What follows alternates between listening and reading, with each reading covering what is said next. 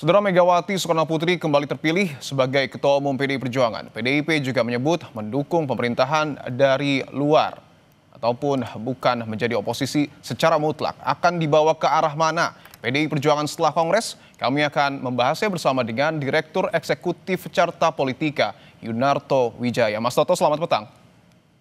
Selamat petang Mas Dipo. Siap. Mas Toto, Megawati Ya, kembali terpilih sebagai Ketua Umum. Hasto Kristianto sudah kembali setelah mendapat amnesti. Apakah PDIP akan melemah atau semakin kuat setelah Kongres ini? iya, paling tidak ketika kita melihat sebuah rentetan peristiwa yang kebetulan sekali ya, waktunya bersamaan bagaimana proses amnesti dikeluarkan sehari sebelum Kongres dilakukan, kan bisa dilihat bahwa sebetulnya ada sebuah perundingan di panggung belakang dengan pihak Prabowo Subianto, pihak yang berkuasa saat ini. Jadi paling tidak Kongres ini yang tadinya dianggap kemudian akan penuh misteri, ya terjawab dengan agak melegakan bahwa ada keputusan politik sebelumnya yang kemudian melepaskan sekjennya dari tahanan. Saat itu Mas Hasto masih sekjen ya, karena belum Kongres kan.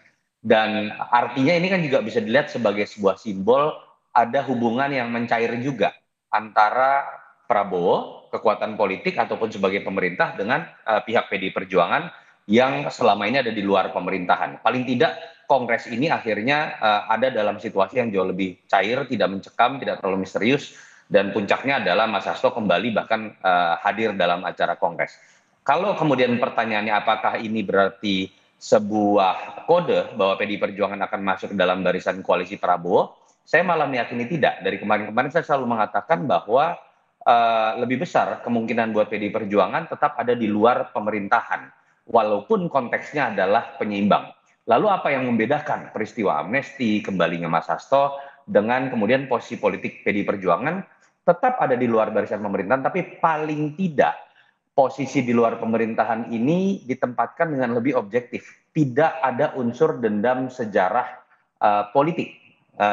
Apabila memang misalnya kemarin situasinya berbeda, bahwa Hasto misalnya dianggap menjadi korban politik, tentu saja posisi yang berseberangan ini bukan dalam konteks kritik secara konstruktif, tapi lebih dalam konteks yang berhadapan-hadapan. Jadi akhirnya memang harus diakui ini menjadi kabar baik buat PDI Perjuangan, kabar baik juga buat paling tidak Pak Prabowo Subianto, walaupun kita tahu kalau berbicara dalam konteks hubungan antara PDI Perjuangan dengan kekuatan politik Jokowi, tetap masih ada tembok penghalang yang menurut saya masih jauh dari selesai. Saya ingin tegaskan lagi, artinya ketika Anda membahas soal Megawati, PDIP dengan Jokowi, apakah kemudian Kongres ini juga akan menegaskan posisi PDI Perjuangan karena ketua umumnya masih sama Mega dengan Pak Jokowi di masa mendatang? Menurut saya tidak ya, karena Pak Jokowi bukan presiden. Jadi tidak perlu ada sebuah sikap partai terhadap mantan presiden. Dalam Meskipun konteks ketika Pak ketatanegaraan, Jokowi semakin dekat dengan PSI. nggak ada hubungannya, Mas. Oke. Yang perlu ditegaskan dalam sikap sebuah partai adalah bagaimana sikapnya terhadap pemerintahan yang berkuasa. Pak Jokowi bukan siapa-siapa lagi dalam konteks ketatanegaraan, sehingga menurut saya hal ini memang selayaknya tidak perlu dibahas, dan saya yakin tidak akan dibahas. Tapi dari rentetan peristiwa yang ada, menurut saya kita bisa menyimpulkan bahwa memang belum ada sebuah perkembangan terbaru. Mereka masih ada dalam posisi yang berhadapan-hadapan. Perkembangan terbaru itu adalah sebatas bahwa hubungan antara Prabowo dengan Mega semakin mencair, dan hubungan antara Gerindra dengan PDI juga semakin mencair, dan itu menurut saya sebuah konteks yang baik dalam konteks check and balances. Tetap yang ada di luar, tetap ada yang di luar pemerintahan, tapi bukan dalam konteks dendam sejarah politik, tapi karena memang proses check and balances itu yang menurut saya dibutuhkan. Oke. Kalau PDI Perjuangan malah masuk ke dalam barisan koalisi, menurut saya itu malah alarm atau lampu kuning buat demokrasi kita. Oke, saya ingin kembali kepada sosok Hasto Kristianto yang kemarin juga sudah diberikan amnesti, Mas Toto. Apakah kemudian dialog ataupun pemikiran bahwa ada situasi politisasi hukum yang kemudian menjerat Hasto Kristianto berikut juga dengan desakan PDIP ini harus betul-betul diungkap kepada publik?